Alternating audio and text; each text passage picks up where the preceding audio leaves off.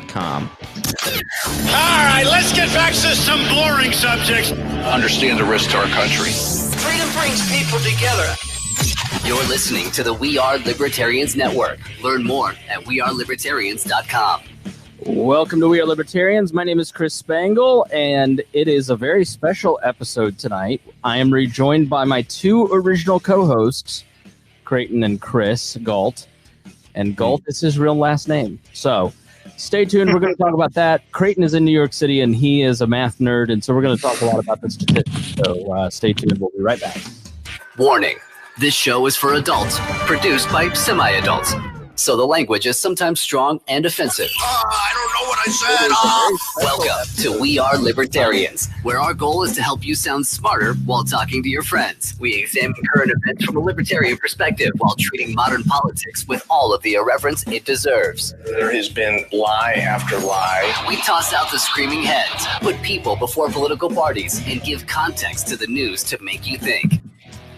Now, here's our host, a 15-year veteran of politics and media, Chris Spangle. Welcome to the program. Again, my name is Chris Spangle. It's great to see all of you here tonight, continuing our coverage of COVID-19. And every single day, it just gets a little bit scarier and scarier. And I don't know that this is going to help. So. But we are joined tonight by two great friends, two people who were involved in the original cast of We Are Libertarians, if you want to call it a cast. So this started in March of 2018. Turn this off here. So March of 2012, excuse me. And in March of 2012... I sat down with Chris Gault and Creighton Harrington. I knew Chris pretty well. Chris, how are you doing? Great. Good to see you. Great, surviving out there, you know. Yeah. And see if you can get a little closer to that mic. Still no mic technique to speak of. And it's only been 8 years. Oh, you guys can't hear me very well? You're just a little far from the mic. And then he was like, I know this guy named Creighton, who I legitimately thought your name was like Clayton for the first month. And we did the podcast for the first 30 episodes until Chris took a swing at Creighton, and then that was it. Literally this fight. He was my high school running back, and he tackled me, and that was the end of it. If you go back into the past episodes, like around episode 20 or so, you can hear the fight. 2020. We're very passionate about what we believe in. We were talking about conspiracy theories, actually. Oh, yeah. Which you guys will talk about freely now. Isn't that funny? It is, because it's a different time than it was 8 years ago. And do whatever you can possibly do to make that mic sound better or get closer to your microphone. Switch if you've got like Bluetooth headphones or something. So that's what I'm using. All right. So maybe switch over to the computer mic. So here's the thing. Gault wanted to talk about fluoride in the water, and it was like August of 2012, and you just didn't talk about conspiracies openly in 2012, especially if you were a libertarian. And Creighton was like, no, we're not going to talk about this because you can't talk about that. You'll sound like a total nut job. Well, we're all Alex Jones now. And I find it to be the weirdest timeline that we're living now, because all of these, you guys have been libertarians like 10 years too. All of those Ron Paul, Doom Paul memes, it's happening, all that feels like it's coming true. And so I never know if I'm too paranoid because I've just been bathing in conspiracy soup around libertarians for so long, or if like this is a big holy crap. And we're headed towards the happening. I think it is still weird to see people out there kind of going, I don't believe this. This is all a hoax. And I just go, there are like 12 people who had this in late December, and now it's 300,000. Like, what more evidence do you need? Is it bizarre for you guys to have been libertarians so long and to have heard the end of the world scenario, the collapsitarian scenario, and then to live through this and like so much of that is kind of happening? I mean, this is like this isn't a libertarian scenario. This is a epidemiologist scenario. Like, this is the kind of stuff that I'm sure that's in like when they go to school. This is the first stuff they cover is, yeah, so this is what would happen, and basically what's happening. Like the government response to it is predictable, but like this is very surreal. And that is Creighton, who I did not properly introduce. He is in New York City, and we'll get to kind of what's happening there in a moment. But Gault, what is your initial reactions? I mean, Creighton used to make fun of me about it. I'm definitely a doomsday planner. I mean, I had shelter stocked full of food. I've got ammo out the wazoo. I'm ready for this. I hope everyone else is. I'm not a prepper, but because I've been around preppers so long, I knew what not to buy and what to buy. Like the tap is going to work. You didn't need to buy so much of the bottled water and things like that to buy and what. So excuse me, I'm fixing things behind the scenes. So Creighton, you're in New York City. What's going on there? Literally nothing. Like. Yeah, they're making it sound like on TV that it's like some Hollywood movie kind of thing or something like Red Dawn or something going on, but it's like it's not. It's just there's just really boring. Like there's no one out, there's nothing to do. So you're literally just hanging out in your apartment, watching TV, playing video games all day, which sounds great. I'm lucky enough to be able to work from home, so I've been in the apartment for like it'll be work from home, stay home for 2 weeks on Tuesday. So and it looks like that's just going to keep going for I don't know, probably another month at least. Have you gone out at all? Yeah. Like there's no rule. Even the thing tonight, the shelter in place order tonight, that only says that you can't like he basically is saying all of the workers who are non-essential have to stay home. They can't go to work. And like if you go outside, you're supposed to stay 6 feet away from people, and you can still go get groceries. And I think it's like the Italian style lockdown. But like the idea that you're not going to be allowed to leave your apartment is technically not true. They're not going to have like cops sitting at the front door making sure you don't leave. It's but like if you go outside and you like hang out with like a group of 5 people in the corner, then the cops will probably come and break it up. But like it's not like Red Dawn or anything, which seems to be the impression I've been getting. Like, oh my God, what's it like in New York? So it's literally just like everybody's inside their apartment is what's I haven't gone looking for this, and I've not seen it. I don't know that like here locally they can ticket you or they can put you in jail. Like I think that everybody's like, oh, this is the authoritarian government. I mean, if you're walking around New York City, like, are you going to get a ticket? Or are they going to arrest you? Or are they just kind of? I haven't tried to do that, so I don't know. But probably not. Like I said, like you're allowed to go to the grocery store. You're allowed to go to the pharmacy. You're allowed to go to a bank. I can't imagine that if you were just walking and cops like, yo, where are you going? Be like, I'm going to go up to this grocery store right over here. Like, you just tell them where you're going. Like, granted, that's like, as a libertarian, that's like, yeah, hurry, get out of it. Yeah, it's none of your business. Like, am I being detained? Yeah, like, I get it. But I'm just saying that, like, it isn't kind of the kind of cliche sort of lockdown, what like the siege or something. Like it isn't like that. Not yet. do you have concerns? Somebody turned off their headphones. Do you have concerns that things might get worse there? Do you think that they like? I had a friend in New York City. I was like, you need to come home. Like, get out of there.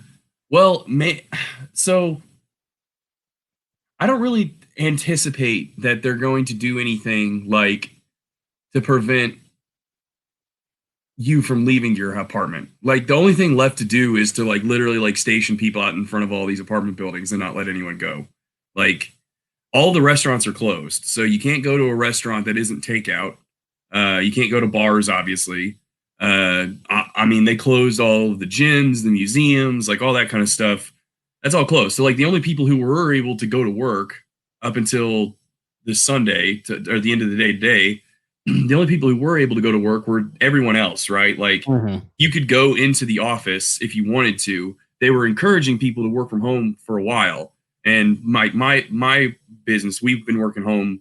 Like we weren't required, but everyone was trying to work from home. And like I said, I've been doing it since last Tuesday. So it was just sort of like everybody who wasn't considered essential was still allowed to go to work. And if that meant like, I don't know, like you worked as like a construction worker or something, you were still going. It seems like now they're saying no one's going to work outside of their house unless they work at like a hospital or a grocery store or a pharmacy or a bank or something like that. So like the only thing left to do other than that would be to close all that other stuff down. And like, you'd have to have like Wuhan style, they're delivering groceries to you in your apartment or something. You're welded in. Yeah. So I don't honestly think that, and Gault, you obviously are the more conspiratorial one of us, but I honestly don't think that the American people would ever let it get to that point. Like, I think everybody a week in is already getting a little antsy and going, all right, this is starting to be some bullshit. I want out of here. Like, I don't know that. I heard people say this is the beginning of the end. They're going to lock us all down. These restaurants and bars are never going to reopen. It's like, do you really think that society at large is going to go from having all the choice of restaurants they want to the government permanently shutting those things down and not letting that exist? Like, that just doesn't. The American people do have a limit to some of this. They're willing to save grandma, but like there is going to come a time, probably within 2 to 3 weeks, where they're going to start looking at governments and go, what are we doing here? I need to get to work. I can't pay my bills. I want to go back to Hooters. Like, what are we doing? Gault, you could have shook your head. Do you disagree? Oh, yeah. I mean, that's why they're putting in the cash payouts in the bailout bill for everyone is to get support for both sides, to lessen that impact on individuals and to stop dissent. You know, they want everyone to agree and be on board, and everyone thinks that a quick cash payout is going to fix everybody's problems, and that's why they're all going to support it. You know, if the founding fathers were alive today, they would have already, before this started, said, wow, I never thought that we'd erode this far. And so it's all about perspective. If you go back to the beginning of America, we've eroded long before this event. So to think that Americans aren't stupid enough to or ignorant enough to let this go through without any kind of fight is, I think that's exactly what's going on. You really think that I'm going to be bought off for $1,200? No, but your neighbor is. So my opinion on all that is, I think right now everybody is sort of on the same page. Call him stupid like the old days. Let's get it going here. No, but listen. I think everybody right now is on the same page, and we're all kind of like, I think everyone's in like this sort of like the only way you can really describe it is like a post 9/11 mentality. Yeah. Where everyone's kind of on the same page. We're all ready to put in our word, you know, we're all ready for this, you know, like, all right, let's do this.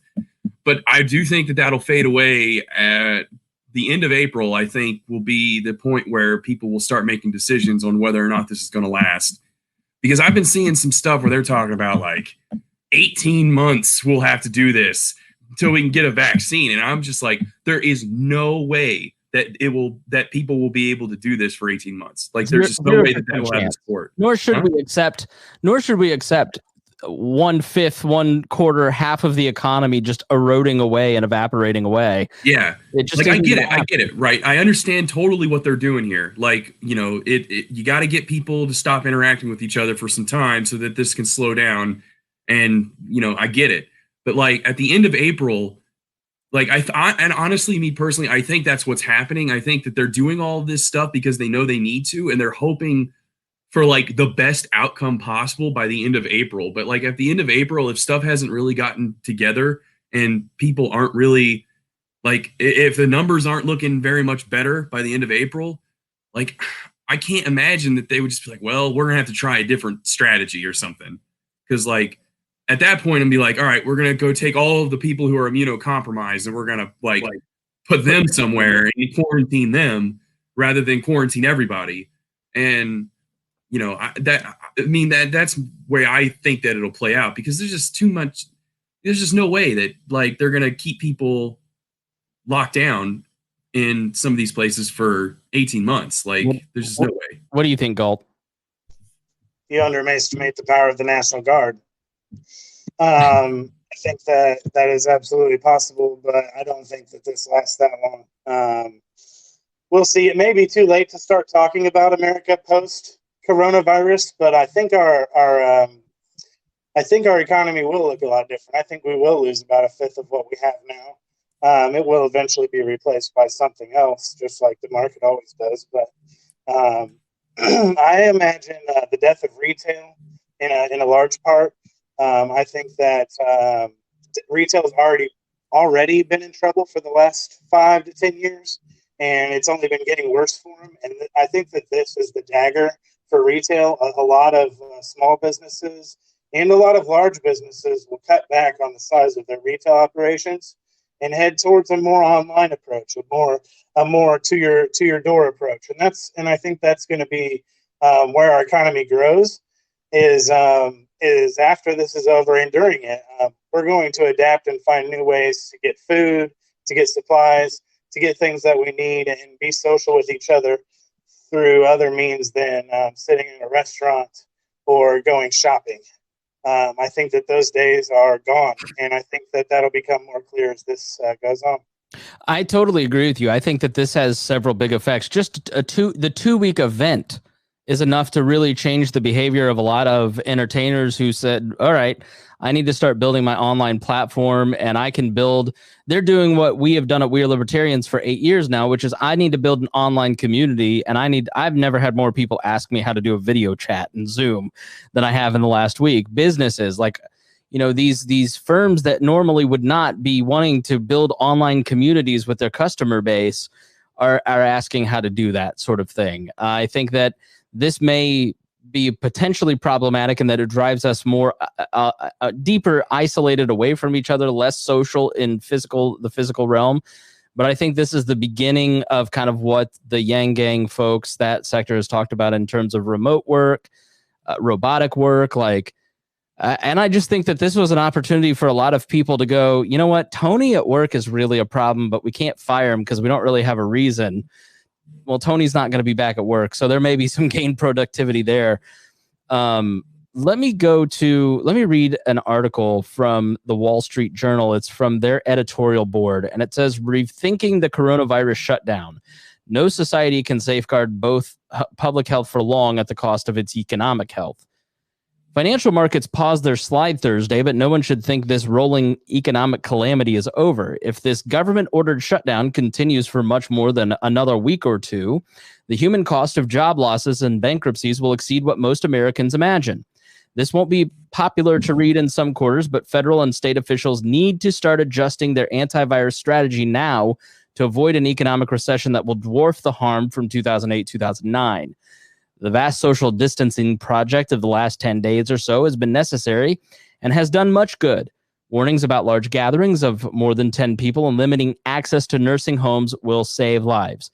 The public has received a crucial education in hygiene and disease prevention, and even young people may get the message. With any luck, this behavior will reduce the coronavirus spread enough that our hospitals won't be overwhelmed with patients. Yet the cost of this national shutdown are growing by the hour, and we don't mean federal spending. We mean a tsunami of economic destruction that will cause tens of millions to lose their jobs as commerce and production simply cease. Many large companies can withstand a few weeks without revenue, but that isn't true of millions of small and mid-sized firms. Even cash-rich businesses operate on a thin margin and can bleed through reserves in a month. First, they will lay off employees, and then out of necessity, they will shut down. Another month like this week, and the layoffs will be measured in millions of people. The deadweight loss in production will be profound and take years to rebuild. And in a normal recession, the U.S. loses about 5% of national output over the course of a year or so. In this case, we may lose that much or twice as much in a single month. So in a normal recession, we use 5% of national output in a year. We may lose that this month. Well, did you see the S&P, the crash over the past since January? since December, the S&P has lost more value than it did during the entirety of the 2008 financial crisis. Yeah. All that Trump bump, that record gains, all that was gone basically in a week. Yeah. So that's because the reality is our economy is set up where all these businesses, most of them operate in a cycle of debt, where they're just like normal people. Normal people that are listening, I'm sure, have credit card problems and other bills and things that they have to take care of. Businesses are straddled with that debt as well, and that's because of the way we've set up our system, so that these businesses they take loans for everything that they need. Some of them even take loans to buy their own company stocks. So and this has never been stopped. It's never been. It's something that we allow.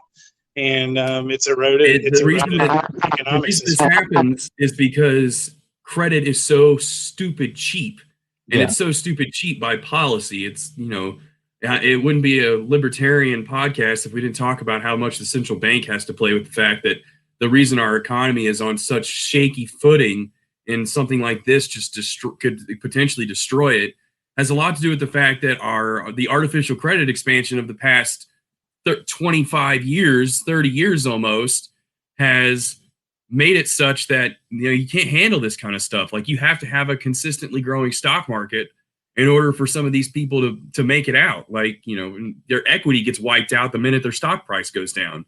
And that's not a sustainable business model. And a lot of that is, it is policy. And like, a lot of people are talking about how this recession, the coronavirus, is going to cause this recession. That's true. Like, when you don't have people working, like, by definition, your output goes down when people are just consuming less, and which is what we're asking them to do, is to literally just, do less commerce. Like, it's natural that would cause a recession. The question is whether or not it's going to kick off a recession that's larger than it otherwise could have been. And if it's larger than it otherwise could have been, that more than likely means that it popped a bubble that everyone sort of has been thinking is there, but no one really knows where it's at. Meaning the credit bubble? So like the more, I guess I think that, there's a problem now of like, well, what happens when all of these businesses have, like, there's been stories of like Boeing having to call in loans early. I think Heinz Ketchup called in a loan early. Like, there's like a lot of stories about how these businesses are like running through credit, and that's what they're trying to do to get cash flow. And, some of these guys, shot themselves in the foot, right? Like, I think Boeing or something did a bunch of stock buybacks, and they're getting a lot of heat for that because they did a stock buyback, and now they're like complaining they need a bailout. And it's like, if you bought back your own stock, so that, that's probably, that was a bad call. But like, I guess the question on everyone's mind is whether or not this bubble is there and it'll pop because of this. Because like, if you look at like the growth of the S&P up until 2000, and you have the .com bubble pops in 2001. If you look at the growth of the S&P over all that time, there's like around the beginning of the 80s, there's kind of a little bit of a growth trend that's not too crazy. And then you get like the 90s, and that's when Greenspan started doing his stuff. And that's when you start seeing the stock market shoot up. And then the 2001 .com bubble brings it back down. And then it comes right back on that track a little bit. It like starts growing at the sort of same rate. And then you get the housing crisis bubble. Housing market goes up, bubble. And then you have, to get out of that, we have this gigantic one. It's just like, if you just look at the S&P trend line over the past like 60 years, it's amazing. It's like an exponential growth. And like, the way I see it is, if this is like truly going to be a bubble popping recession, and we'll probably be back down to like the stock market being valued where it would have been had all of these bubbles never happened, which would be right around like the 1,000 for this S&P, which would be a ridiculous drop. But that's my kind of like anticipated worst case scenario for the economy, is that the stock market breaks all the way down to where it would have been had we never had like the .com bubble or the housing bubble or all of the stuff to get us out of those bubbles. Because in my mind, that's where it realistically would probably go. Okay, so and they make the point in this article, they talk about how 20% unemployment or a loss of GDP of 20%. And kind of what you're talking about, I'm sure there's people out there going, this is just money. You guys are all thinking about money. What about the human cost? And we'll talk about the trade-off between how do we keep an economy going versus how do we save lives, because Creighton's been all over the numbers of the exponential spread of this thing and has some interesting insights there too. But they continue, if GDP seems abstract, consider the human cost. Think about the entrepreneur who has invested his life in his Memphis rib joint only to see his customers vanish in a week. Or the retail chain of 30 stores that employs hundreds but sees no sales and must shut its doors. Or the recent college graduate with $20,000 in student loan debt taken on with the encouragement of politicians who finds herself laid off from her first job. Perhaps she can return home and live with her parents, but what if they're laid off too?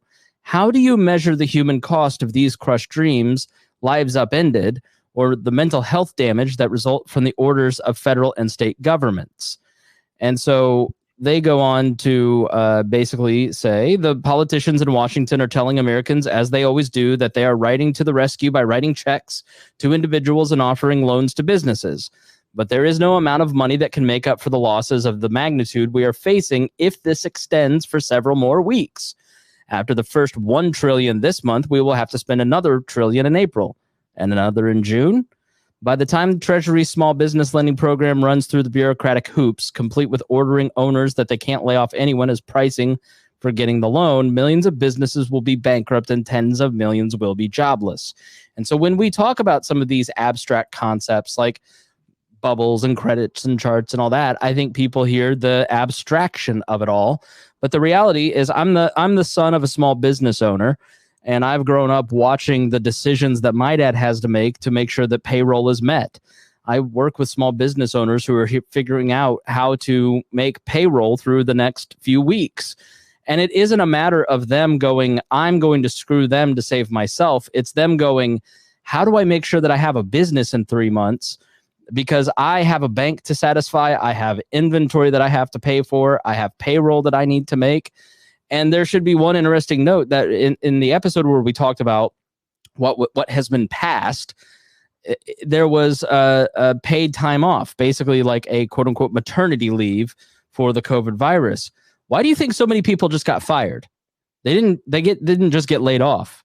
They got fired because then those companies don't show on their balance sheet that they have employees, because if they were forced to pay for that paid time off because of this, they would go out of business. There wouldn't be a business to return to. So it isn't a matter of the heartless, evil, capitalist businessman trying to screw the little guy. It's the fact that they're trying to figure out how to pay everybody too. And so the shrinking, and maybe you guys can talk to this, but the network effect. Think about when you go to Chick-fil-A and you're sitting in front of your Chick-fil-A meal, and there's probably 40 different suppliers that go into that meal. There's probably 40 different vendors that go into that. There's the styrofoam maker, the person that prints on the cup, the ink maker. Then there's the person who grows the lemons, who sends the lemon to help make the lemonade. And then there's the potato grower. And then there's the person that makes takes the potatoes and makes it the waffle fry. None of those 40 suppliers are getting paid right now either. And so when you basically halt an economy and you have just this massive shrinkage, it's such a shock to the system that if you look at the charts for the Great Recession that we lived through, it was like this. And then there's the Great Depression, and the last week and a half has been like this. And so we're facing a really tough choice. And that is, how do you keep an economy going to make sure that there's enough businesses to return to, versus the exponential growth of a pandemic that has the potential to kill millions of Americans and may, no matter what we've already done. And so, I am somewhat hopeful that maybe we can, you never can count out the human species. We are a very efficient organism. We're always optimizing and maximizing. And so it's now a race between how much of the economy we destroy versus how quick can we build capacity at healthcare facilities? How quick can we make ventilators? How quick can hydrochloronique come online? How can we staff and put masks and personal protective equipment into hospitals and level that curve versus the maximum economic destruction? It's an incredibly complex problem. And unfortunately, we have the Keystone Cops running at the White House because we have gone to the government and said, we want you to run even more of this complex economy. But I think it's a moment for libertarians to sit there and go, look at the complexity of the economy. There isn't one person who can run everything and manage everything. There are so many people who wake up every day excited to learn about pathogens. I'm not necessarily one of those people. I'm excited to wake up every day and learn about things and talk to you about them. But there's somebody who wakes up every day excited to grow turnips. There's somebody that's excited to wake up every day and sell cell phones. You know, like the total human action, Creighton, makes up a full market economy. It's incredibly complex. And what we're doing right now is shutting pieces of those down. And we need to get some of those pieces up, which is why I look at it and I go, we don't need everybody literally. We don't need to shut down every business. You don't need to close down a golf course. You don't need to close down. I mean, takeout and drive through seems to be good enough. That's getting some hours to people to kind of help make some of that stuff up. You know, we don't need to necessarily have everybody just stay. Like, I don't need to leave my house. I can do all my work from here. Creighton can do all of his work from here. Gault, I don't know what you're doing. I'm doing all my work from here. I've been here for 2 weeks. Yeah, and so it's not that the economy is totally shutting down, but there are pieces of the economy that still need to run. So I don't know. I mean, when you guys look at that choice, that Sophie's choice of shut down the economy versus saving lives, I mean, how do you kind of conceptualize it? Gault, you want to go first? Sure. Well, when Creighton's over here talking about where we're going to be after all this, back down to where we maybe were before the bubbles and everything, I would agree. That's probably the case, except for how we're reacting to it right now, and the amount of money that the Fed is pumping into our system, and the interest rates, and all of that is compounding the problem and making it worse. And if you remember back to the reason we all got together, the reason we're all even doing this is Ron Paul, and he's been telling us this since the day we learned about his name. That this is the problem we need to avoid. This is exactly what they do in every crisis, is inflate the money supply and make things worse and make the bubbles worse. And they delay it until it bursts so bad that it ruins lives for people, it ruins businesses, and it ruins lives. So yeah, I would agree with you, Creighton. That's probably where it would go if we weren't making it worse right now. Like, yeah, it wasn't literally voting on making it worse right now. That $1,200 check that you get is not free money. It's got to come from somewhere. They're just printing more money, which inflates everything. That's the thing, is that, like, speaking of, like, the Pauls, Rand Paul got his diagnosis today, which he's the first of many, I'm sure, in Congress that's going to get it. But he's gotten a lot of heat for his no vote, because he put forth an amendment to say, all right, if we're going to pay for this, then let's take the money out of something else. And he wanted to take it out of the Afghanistan war. And of course, that amendment was shot down. So he voted no on the bill, and he's been getting a lot of heat for that. But, like, that's just the kind of thing, is, like, people don't realize that, like, yeah, there's long-term consequences for doing nothing here. Like, we have to do something to slow the spread of this thing, and, you know, otherwise people will die. But there are also long-term consequences with the way that we do that. And if the way that we do that is to just throw more money on the credit card, like you said, Spangle, like, say, this is just for 1 month, take the money out of something else. And he wanted to take it out of the Afghanistan war. I'm hearing myself. Sorry. Yeah. So, and anyway, you're right. So, like, we put it on the credit card bill, and that's just to get past this month. Like, you know, if we do this month after month after month, I mean, like, we're not going to have any money left. Like, we don't have the ability to. People think we can just borrow money until the end of time, and, like, as long as we can service that interest, then it's all good. And it's just like, that's not true. That's just not how it's going to work. And, you know, I don't know. That's one of the reasons that I don't think that like this, that you're talking about this trade-off between the human cost and the economy. Like, I think eventually at the first sign of something getting good, I think people will start being like, all right, let's end it. It's not going to be one of those things where they're like, because they're like, you know, you can see all these articles. They're like, oh, we got to do 18 months so we can get a vaccine, or we got to stay in afterwards because we don't want to have a second epidemic go through. If we don't do it right, then there could be a second pass through of all of the stuff. And it's like, look, the minute numbers start looking better in some places, they're going to be like, all right, let's loosen these restrictions and get people back to work. Because like there's just nothing. There's no way around it. Like there's no way that they're going to let this sit for months upon months upon months. I mean, they're just not going to do it. Because you're causing human pain no matter what. I mean, it's not a matter of being a cold, heartless bastard. Like, I mean, if you've seen any of the landlord emails going around, you know, that's causing real pain by people not being able to pay their bills too. I mean, this is a two-part human tragedy. I mean, there's nothing about this that is even remotely good. But what would you say to somebody, Creighton, who's like, this heartless, cold bastard named Creighton, you know, my aunt has COVID-19. And I mean, you've been looking at the numbers. I mean, New York numbers are scary. Like there were 16,000 cases on Thursday or Friday, and you said there may be 243,000 by Wednesday. Like the exponential growth of it is. Well, I don't know if I said that. It was in a group chat. You didn't say it publicly, but like the exponential growth here is huge. No, yeah. So like, this is the problem with so like it's pretty easy to put this into a model and just map it to an exponential curve and see where you'll be. And not luckily, I say luckily in the sense of that it matches that model pretty closely right now. And you can kind of get an accurate count by doing that. And the further out you go, the more margin for error there is. And a lot of the models, you know, and a pure exponential growth model is not taking into account mitigation factors.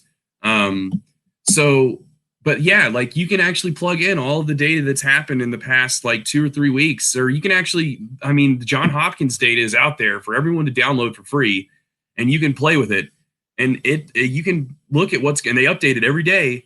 Like you can project out it. You can see some scary numbers pretty quickly. Like if a mitigationless response would have put us at like the whole country infected by May or something. Wow. Like the end of it by like April 15th or something, or like April 20th, the entire country would have been infected at that rate. So like that's how fast it would have happened. Which in and of itself is unacceptable. Yeah. So like they're talking about how worst case scenario is 70 plus, and I think that's because there's just inherent limits in like how infected people could be. Like, you know, just if you're living in the middle of the mountains or something, the chances of you getting it is pretty low, kind of stuff like that. So like, but obviously all the population centers would have been run through with it, all that kind of stuff. So like these mitigation factors should dampen that curve.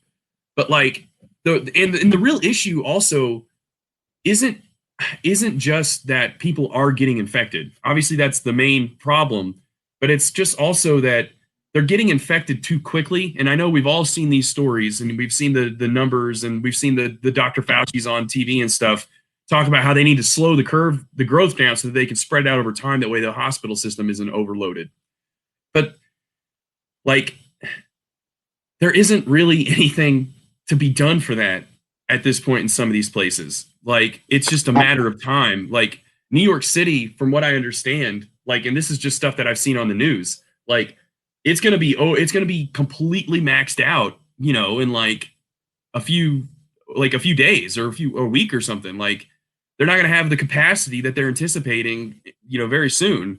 And that's scary because New York City is, you know, the biggest, most populated city in the country. And, you know, I don't know the percentage of people who live here that are old, but like, that's a lot of people who need to go to the hospital. And they're talking about setting up field hospitals and stuff now. I don't know if everybody saw Cuomo's address, but they're talking about setting up field hospitals and stuff. And like that, there's just the growth. The reason this is so scary it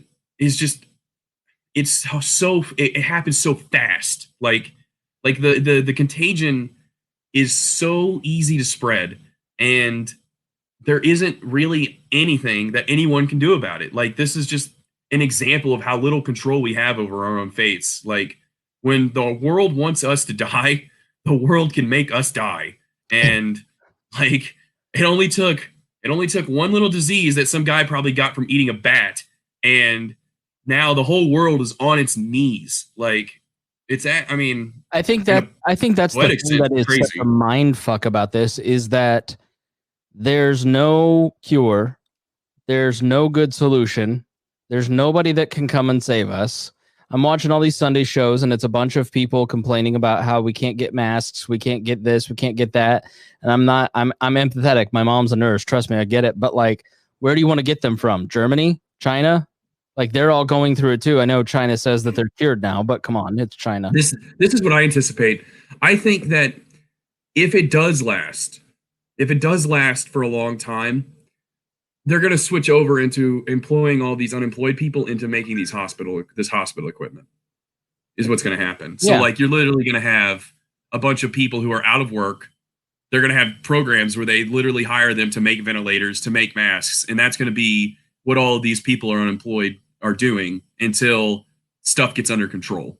And it's literally going to be like a World War II kind of thing where, you're just working in the factory to make bombs. Well, now you're working in the factory to make hospital masks. Which, why don't they do that? I mean, to me, that seems, Well, if we want to go off on a tangent, not really a tangent, but like the response by the federal government to this, like the sheer ineptitude of our regulatory system to handle something like this, should give every American pause as to whether or not this regulatory apparatus that we had was ever necessary in the first place. Mm-hmm. Because the sheer stupidity of all of this stuff, like, we honestly are in this to some degree, because of the ineptitude of the CDC and the FDA to handle these kinds of things.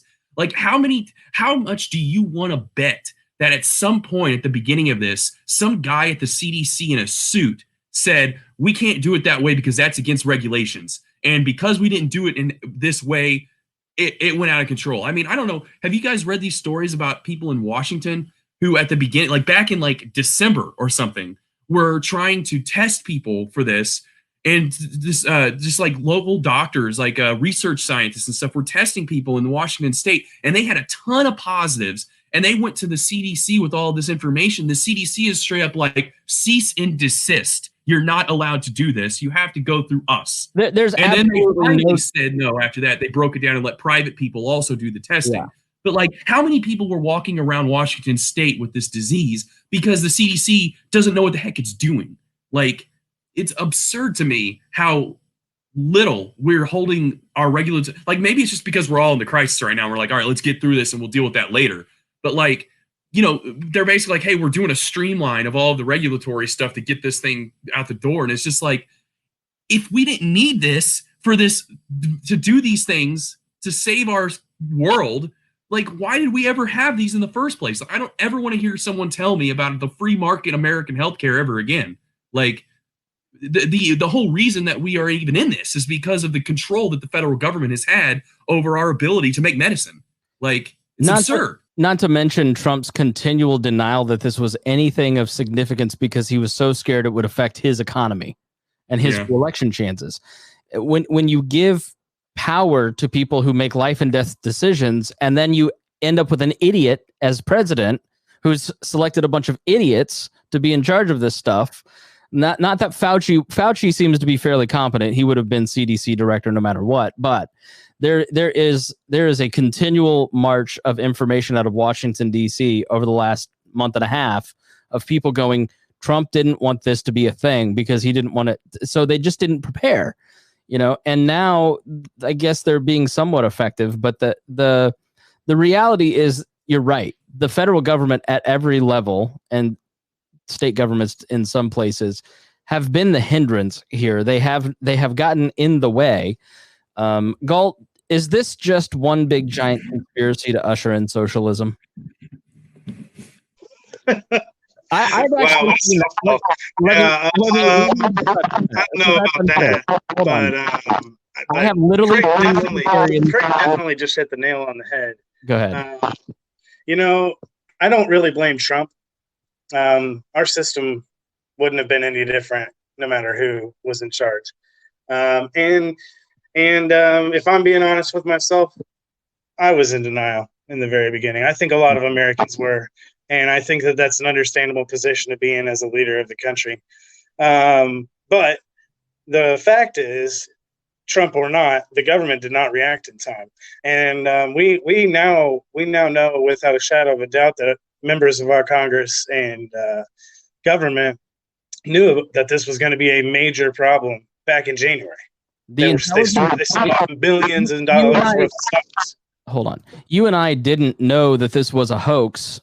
Like, we didn't know it was real. Like, we don't trust the media. Nobody could trust the media. Oh, this is not a thing. This is not a thing.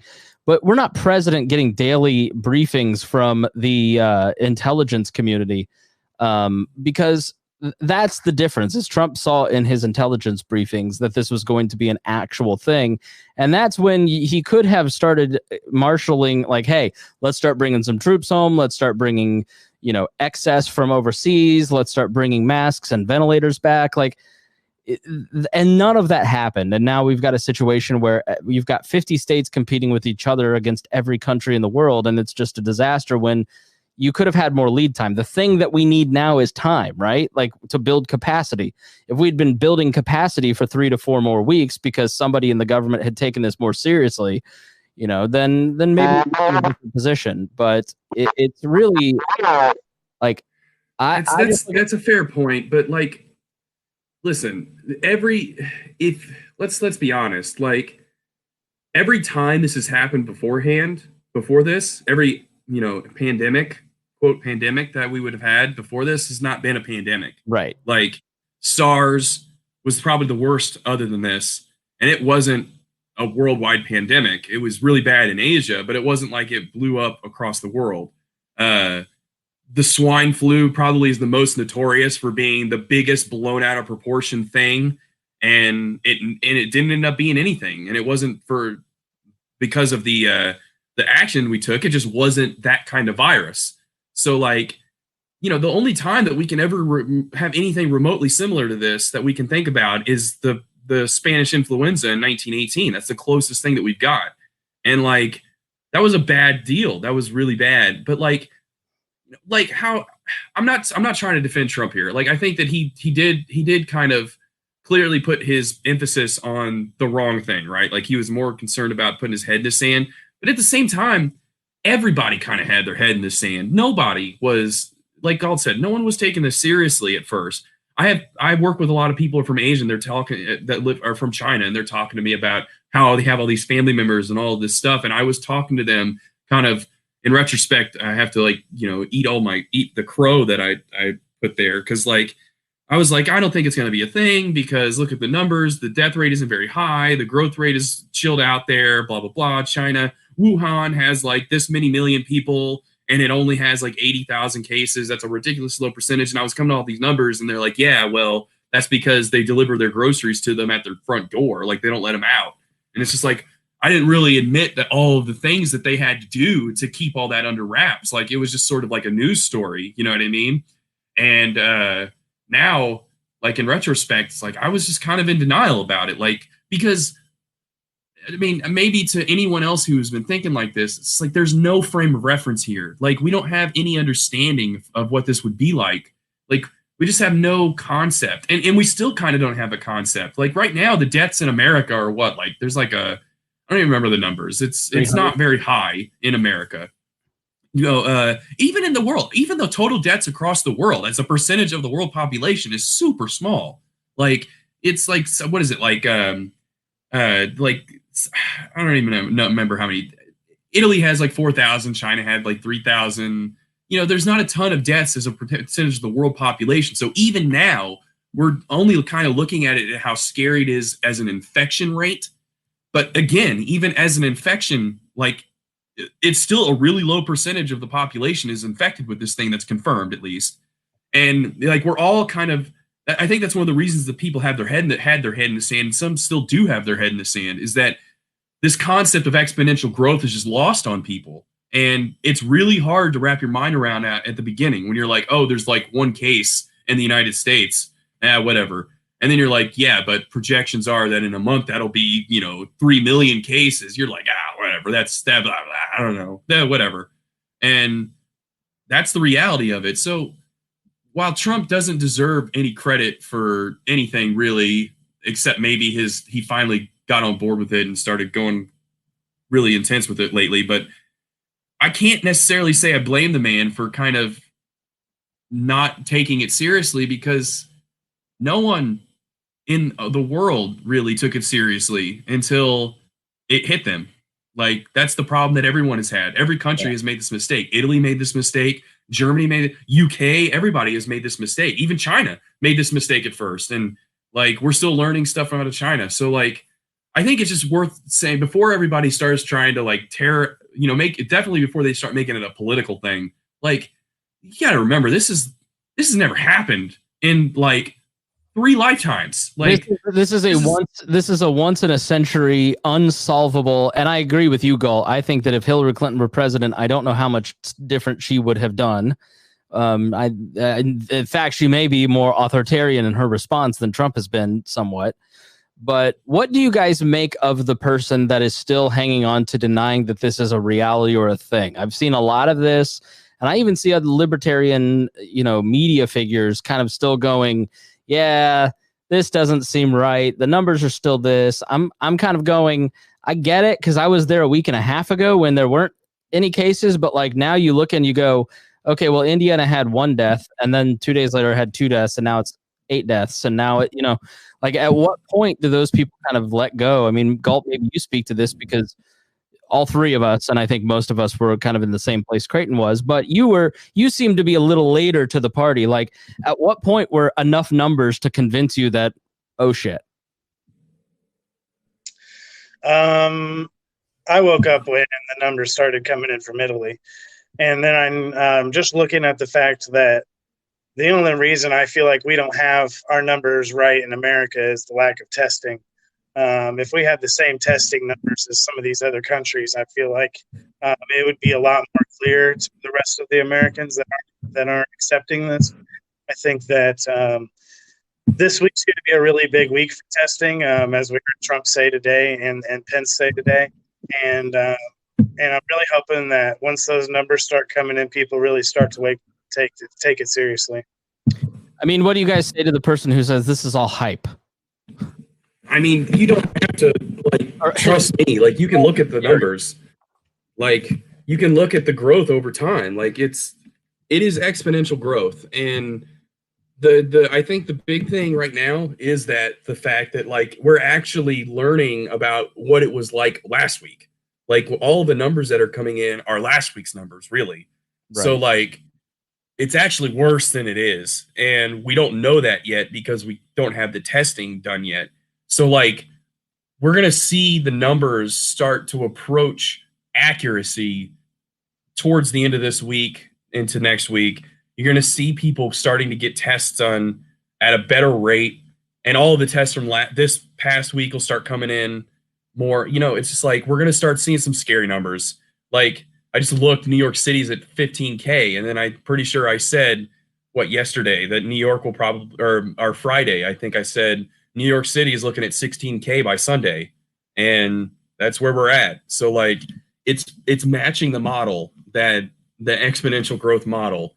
And I think a lot of that is because we're seeing before the mitigation numbers. The numbers we're looking at are before mitigation. And as mitigation starts to take its effect in the next couple of weeks, those numbers will slow down. But that's the problem with getting behind. We were so behind the ball on this, is that they're blowing up. I mean, they're blowing up, and I don't know. It's going to be pretty bad this week. There was a website that I sent to you. I was like, hey, is this right? Because it was really kind of scary stuff. And it's covidactnow.org. And it showed, the exponential growth of numbers, just for here in Indiana, for instance, in a state of 6.5 million people, the point of no return for intervention to prevent hospital overload, March 29th to April 3rd. So if we did nothing, 146,000 expected hospitalizations in a state with 15,000, 11,000 beds. So you've got 11,000 beds and you'd have 146,000 hospitalizations. Now with social distancing where everybody just kind of stays 6 feet apart from each other, that's 58,000 hospitalizations versus 15,000, and that hits in late May. Now sheltering in place, which is essentially what we're doing, you're looking at about 500 to 1,000 hospitalizations a day over the course of the next few months, and you're well below the amount of beds. And so the deaths, for instance, if we had taken no action by it would end with about 134,000 deaths. Just it's simple math. And then with 3 months of social distancing, it's 100,000 deaths. If 3 months of shelter in place, which is effectively what everybody is doing, which is only essential personnel out in the world, everybody's just kind of staying in. You're looking at 2,000 deaths in Indiana. So 100,000 versus 2,000 is a really big drop. And so you had to act because I think, Creighton, part of why I think a lot of people have a hard time looking at this is they look at math. I'm not a math person. I'm a people person. And so how do you just quantify lives like that? How do you just look at these numbers and go, this is a statistical probability, but in reality, just like when we were talking about the market, the abstraction of it is maybe I don't get it, but it doesn't mean that that's not real. Like, how do you look at this being a math person and go, if they're saying 100,000 deaths in Indiana, if we do this thing, how do we know that's true? I mean, again, these are all models and they're all projections. So it's really just a matter of like, you have to be okay with the assumptions that they make. And nevertheless, like, this is literally what epidemiologists do. Like they like have ways of modeling pathogen outbreaks. They mitigation factors are built in and stuff. It's just like, I don't know, like there's nothing that we're really familiar with other than maybe like interest or something that has like any kind of exponential growth in it. Like, I mean, this whole thing is literally like a homework problem. Like when you take in like calculus 1 or something, this is like a homework problem. And I don't know, like if people don't trust it, I don't know what else to tell you. Like the math behind this kind of stuff is solid, and we're getting the numbers every day updated, and it just keeps fitting that curve. So like it's going to keep doing it unless we do something different. Like, is it hard for spiritual creatures to be enumerated like that and have it be accurate? Is that why there's maybe the disconnect? It's just hard for people to accept that our value as human beings can fit into something like that. I mean, I don't think it's anything to do with that. Like, this is just like, it's just a description of the transmissions of diseases. Like, it's just like if A turns into 1 and then A and B, then A, B, C, D, like you can just look at it. Like if each thing doubles, then like, you're not really quantifying anything other than the fact that these people weren't sick and now this many people are sick. Like it's there. Like it's the numbers are right there. Like you can look at them. And unless you just believe that there's some worldwide conspiracy that are making up fake numbers, I don't know what else to tell you. Like,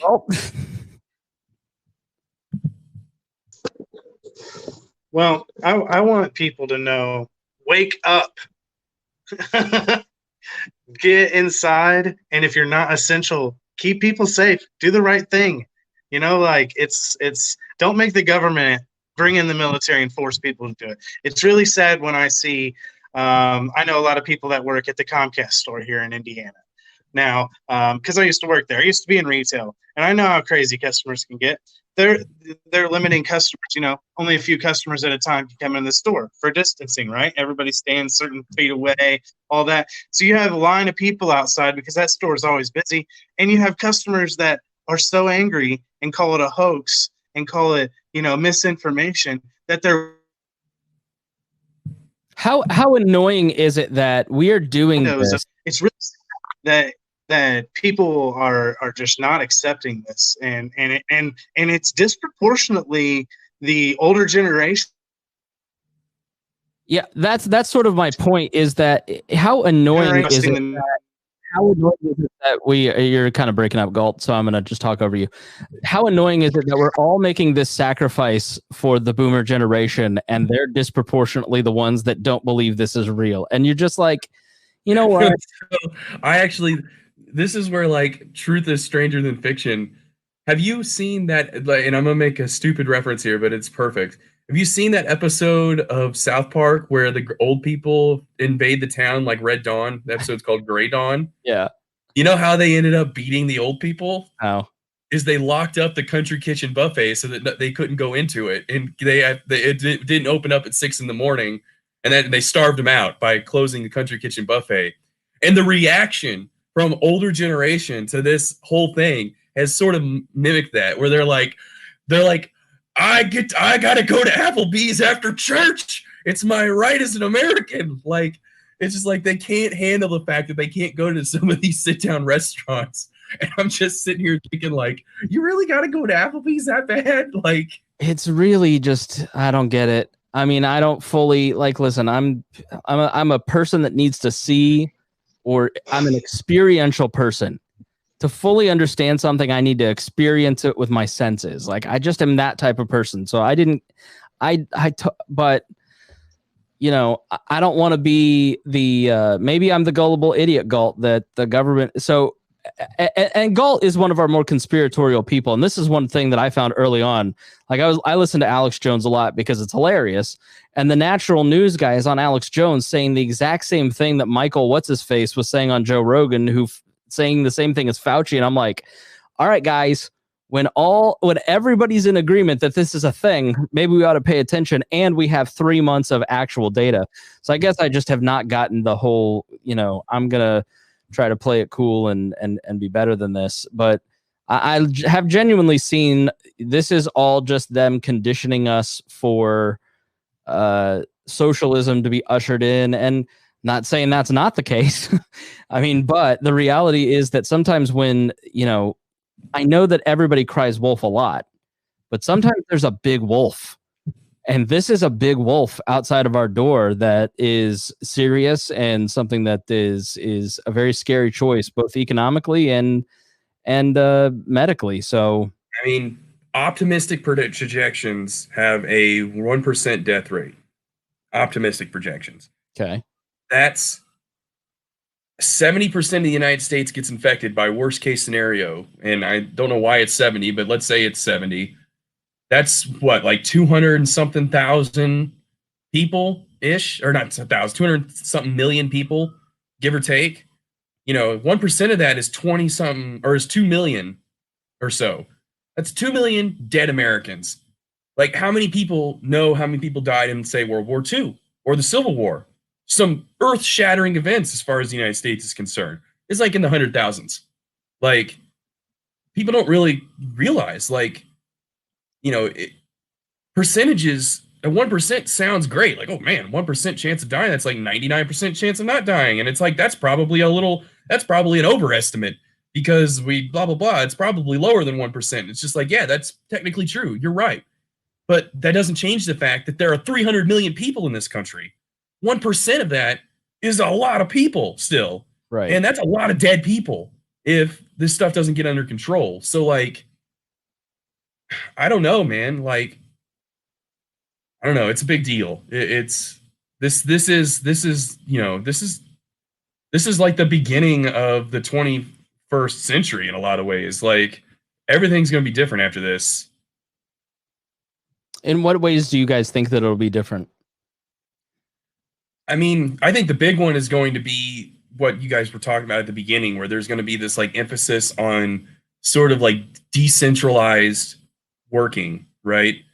Like, if people weren't doing work from home beforehand, they sure as heck are now. And they've been forced to, for sure, now. But there's a lot of places that worked on that had the capacity for work from home. They just had the ability to do it. But they never actually had, maybe the people who run the company weren't really on board with it. They were kind of old school, stuff like that. But this is, you know, if you can maintain your output level, if you can maintain your product growth while having everybody work from home, I mean, that really changes a lot of things. And it's just like, it was this big thing when Amazon was like, here's this company that doesn't have like a brick and mortar. It's all online. And whoa, this is crazy. Like, I can go buy stuff and not have to go to an actual store. And there was this kind of weird thing. But like, imagine everything's like that, where like there isn't really a location. There is. I'm sure there's an office somewhere. But like, the office is just there for a mailing address. It's only there because you got to have one. But the fact is that it employs people across the globe and they all work from home. Like, that's definitely something that's going to pop out of this for sure. Like, I can't imagine that it won't. I also think that if we do the hospital thing that we talked about, where people who are unemployed start making things, hospital equipment, depending on how that plays out, that alters the direction of your economy to some degree. And like, do you become a world powerhouse supplier of hospital equipment at that point? Like, why would you change back? Like, why would you get a job making respirators and then the crisis is over? Like, I mean, why would I stop making respirators? Like, like, you force the economy in a certain direction, it probably stays going in that direction now. You've kind of like shifted the bedrock to some degree. So like, I don't know. Like, I don't know if I think that it's going to remove the desire of people to go out and like shop or go to restaurants and stuff. I think that'll still be there. But yeah, like, a lot of people are going to be, I honestly hope that the biggest thing that comes out of this is people are a little bit more responsible with their finances. Like, people don't think that it's just going to be okay to like rack up debt and hope to pray to God that you're employed enough to service it. I'm hoping that, because like, even before this, the problem was like, there was like, I think, was it like 1% of Americans had like $1,000 saved in their bank account or something. Like, it was like, there's a really bad problem with people preparing for emergencies. And, we're all probably, no one's does it perfectly, but like, a lot of this also has to do with the fact that we just aren't really financially prepared to deal with the case that we won't be employed. And that's just an irresponsibility on everybody's part individually. Like, that's just one of those things that thriftiness kind of culture, you're supposed to learn that growing up, and you're supposed to be a responsible adult. That's what you do. And we just, as Americans, are really bad about doing that. And people are going to be like, oh, well, I work paycheck to paycheck and I can't help it. Like, I don't care what you say. You can put away some money in just in case money. Like, that, everyone can do that if they're employed. Yeah, this is the third major economic crisis in my adult lifetime in the last 15 years. And the best that they've been able to do is $250 that I had to pay the government back for. And then, well, let's say $2,000 for this that I'll probably have to pay. Even AOC today on one of the shows was saying, yeah, we'll just tax them back. I mean, so the reality is that the best the government can do in an emergency is $1,000 a month for you for a couple months. Like, I totally agree. I think that this is a reorienting event. And I think that it is, I had 2 great family nights the last 2 nights, and I hope that continues. I think that being forced to slow down, being forced to re-examine your priorities, being forced to get in touch with the values that my grandparents, who, my grandfather was in World War II in the Pacific. If you watch the Pacific, that's his story. And then he came back, married my grandmother, who grew up in the Depression. I mean, they had a different way of living. And when they passed away, they were able to leave significant wealth to their family. And I think that this is one of those reorienting things that people start to examine and go, I've been chasing stuff so hard that it has brought about these negative consequences. And when that was withdrawn from me, I saw the benefits of my life in other places. So I think that's going to be hopefully something that people really connect with, volunteerism, with charity, with helping other people, with being more engaged with their family and less consumerism. I think those could all be really positive benefits out of this, even if it's tough. I mean, Gault, what do you think is coming? What do you think comes out of this? Can you guys hear me all right? Yep. Great. Well, here's what I want. Here's what I want to paint a picture for people. I want people to understand that we didn't have a very good government action in the very beginning, right? But you saw those greedy corporations shutting down their stores, limiting hours, doing their distancing, the things that they needed to do, the things that they needed to do for society before there was ever a directive from the government, before there was ever told to or forced to. Now, I know there are exceptions in plenty of businesses that are still fighting that. But when it comes down to it, you're talking about the way humanity is, and that goes even to businesses too. People own businesses. Businesses aren't just a thing, and people at the top that run those are, like, for example, my company. I'm really proud of my company because they responded to this really quick. They sent all workforce home to work from home, and they shut down 80% of the retail environment right away. No questions about it.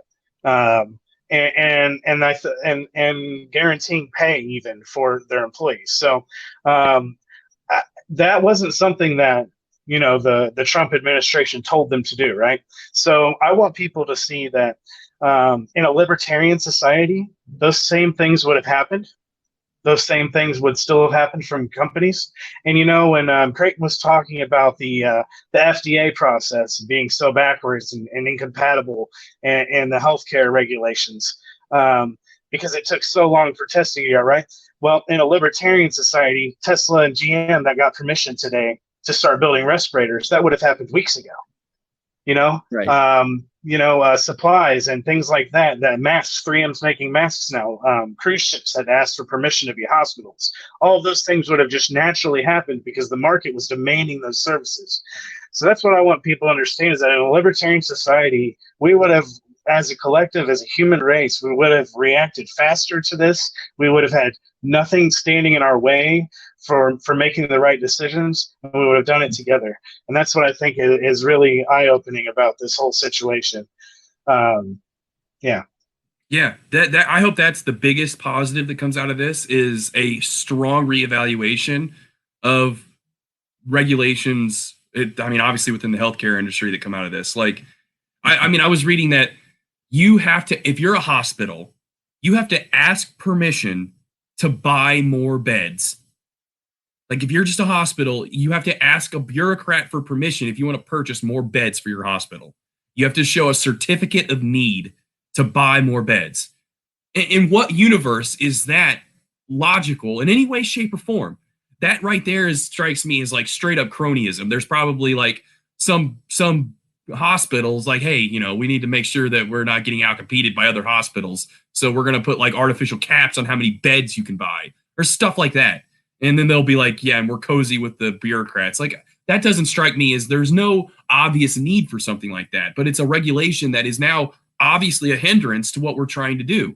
And it's just like, you know, why do you have to ask for permission to make respirators? Like, why would you ever have to do that? If you can make a working respirator, then make a working respirator. Honestly, some of these companies, you know, I would have had more respect for them if they would have just started doing it. And then later they could have been, you know, it's better to ask for forgiveness than permission. Like, the public outcry if they got busted by the federal government for doing that would be enormous. And I'm sure that they're already doing it. I'm sure GM, it takes a lot of effort to retool a factory from making cars to making ventilators. You know, so I'm sure it's not a thing that they can do in a day and a half. They've probably got to figure a lot out, and they're probably just going to do it. You know, just like Miller Lite and Coors didn't need permission to just start making hand sanitizer. They just did it. But this is the kind of thing that I'm talking about too, is like,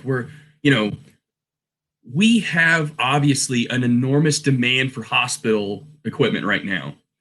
And to the ability or not of our companies to meet that demand ought to be limited only by their inability to meet that demand. There should be no limitation on their ability to meet that demand because some dudes in some suits who are citing some federal code that was written like 30 years ago probably by some hospital exec shouldn't be the guy who's saying, yo, you can't do this. Who benefits? Yo, you have to file this form, then you need to go stand in line and file this form so that you can make this thing. Like, no, that kind of stuff has to go. And this is exactly the kind of thing that libertarians have been talking about for so long, is that like that stuff is a hindrance. And we're so often trying to make the argument of the unseen, where it's like it's really hard to explain to some people, look, I know you can't see the lack of growth out there that this prevents from happening. These kinds of things have real costs, but you can't actually see it because it doesn't exist.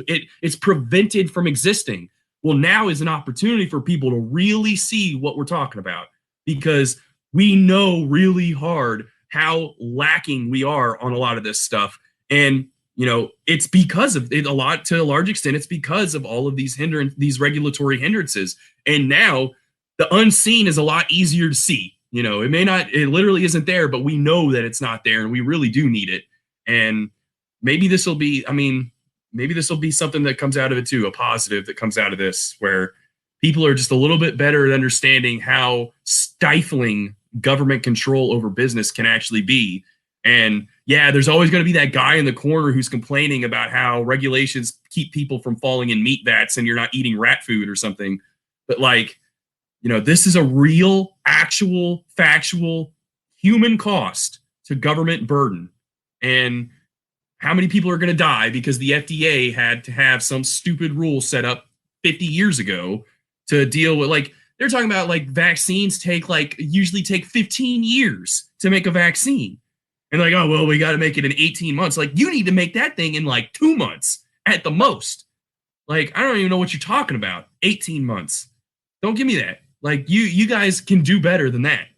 I'm sorry. The FDA should be as long as it takes to make the vaccine, not as long as it takes to get approval for a vaccine.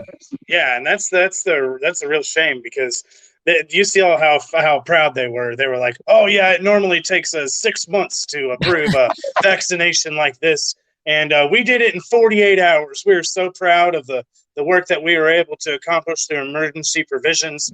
And I'm just like, yeah, but now we have one test, and that's it. There's no competition in tests. There's not better tests. There's not multitudes of tests.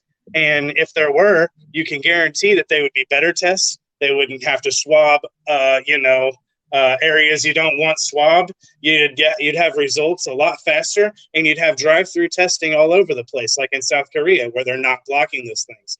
And you know, the real damage to the economy, I mean, a lot of it's already done, but a lot of this could have been avoided in our society, because testing, if the supply was there for the testing and there were so many different options, employers could buy those tests they would buy them in bulk. It'd be a fraction of the cost, maybe $5 a piece, let's say, for an example. And then every morning you wake up and your employer says, all right, take your COVID-19 test. You passed your test, you can go to work. And then now you keep the economy going, and you don't have, and you're not carrying the virus. And you go home and you go to sleep. You wake up the next day and take another test for $5. It's your value is worth way more than $5 to a company. And you know, a lot of this damage just could have been avoided. And that's exactly what South Korea did. South Korea had proliferated testing, and they had it early. And so we never would have gotten to had we taken this seriously and had we gotten testing and had they been able to do the testing, then we would be in a much different conversation than the one we've had tonight. Because in South Korea, for instance, they've done a lot of testing. Everybody wore masks. You got your temperature booped on the forehead before you walked into whatever you were walking into. And so then they isolated the people that were sick. And that, I think, is honestly where I'm not expecting Boogaloo or the Great Depression here. I think that within the next month, testing is going to be it's going to be out there in a very proliferated way. I think you're going to see capacity, as long as we can. It's a race. Just get the capacity up at these hospitals, and then it's probably a much different situation. And hydro, I'm not saying it right, hydrochloronique has shown, I know one personal case where it totally turned this person's situation around for the better, which is why Trump keeps floating it, because he's like, there's a fix coming. Please don't wreck my economy. I want to get reelected. But it truly is a hopeful thing that they're doing trials in like 70,000 people with this drug, right? So that's not a trial. We're just going to let people use this and then call it a trial, so we're not liable for anything that happens. So I hope that we can get this all fixed. It was great talking to you both. I mean, let's give final thoughts as we usually do. Gault, final thoughts for the episode. Well, and to add on to that comment, you always have been the optimist of the three of us. I definitely say Creighton's probably a pessimist, and I'm probably the realist. I see it as it is. I call it how it is. And, I really hope people stay vigilant and do the right things right now. Take it seriously, but also don't trade away all your liberty for some temporary safety for a month or two. Don't trade away everything that our forefathers have fought for and all of everything. Don't throw it all away just for this moment in history that will be over. It won't last forever. And it was really great being on with both of you guys. Good to see you guys again. And thanks again. Creighton? Yeah, I mean, these are the times to try men's souls. I mean, you just gotta be smart about it. Like, it's not gonna be fun, and life isn't always easy. So just stay home, respect the fact that this is just a thing that's going to happen, and you're going to have to deal with it, and it'll pass, and life will move on. But it's either going to move on into a better direction or it's going to move on into a worse direction. And a lot of that can be decided by each of us individually about how we react to this. So to be serious, stay home, do what you can to help. And in a lot of ways that means help. That means you can't actually, interact. I mean, you can't actually interact with people. So I don't know, just stay safe and we're going to get through this, but that's it. I would add, organize a blood drive. There's a major blood shortage, as you heard on an episode recently, and they need people to virtually organize blood drives. So you just sit at your house and then help set that stuff up. The need, people still have accidents. People still have surgeries. There's still a need for blood. And so one guy was like, what would they need blood for with COVID-19? Idiot. There's still going to be, it's like people think, like, just because the hospital has 100% capacity of COVID patients, they've got 80% full of accident victims. Or think about how bad it is for the pregnant women right now. Right. Oh, I mean, the elective surgery stuff, the small tragedies out of this, of people who weren't going to get the knee repaired that they wanted repaired, or the cancer, the life-saving cancer surgery that isn't going to happen for months now and risk their lives. Like, there's a million tragedies out of this, and it's truly terrible. And, I think putting your energy into something positive can really help deal with the anxiety, like organizing a blood drive. Joanne Fabrics is helping organize a mask drive. Yeah, I know that isn't 100% effective, but a mask will help stop the nurse from carrying the disease to other people. So there are things that people can do that can really help. Call up your local food shelter and say, what help do you need delivering meals to people who need food? The need is tremendous right now, and they need more volunteers. So there's a lot of ways to be helpful, and there's a lot of things that you can do. And I would encourage you that if you're feeling a lot of anxiety, put it into something you can control, like one of those volunteer activities. And that will really help you deal with a lot of that. You'll do a lot of good. You will also feel a lot better, and maybe find some community when you need it most. And so with that, I want to thank Creighton, Gault. Thank you both for being here. Thanks, Spangle. All right. And I want to thank our patrons. You guys keep the bills paid, and you guys have been so generous this month as we face turn down. We've grown in Patreon, and I really do appreciate that, because I expected the exact opposite. Matthew Durbin, our $100 a month folks are really just coming through strong for us, and we really appreciate them. Starting with Ryan Hold, Matthew Durbin, Christy Avery, Jeff Bennett, Jason Doolittle, Ed Brehop, Craig DaCosta, and a new one as of today, Anthony Meyer. Thank you so much, and we're so happy that you have come on board. So thank you so much for supporting the show. And we will see you tomorrow. I will not be here. It will be Hody. Hody will host tomorrow. I will be back Tuesday night, and you can watch the program live. So with that, we thank you so much for being a part of the show. And please, if you get anything out of this, spread the word. That's how we grow.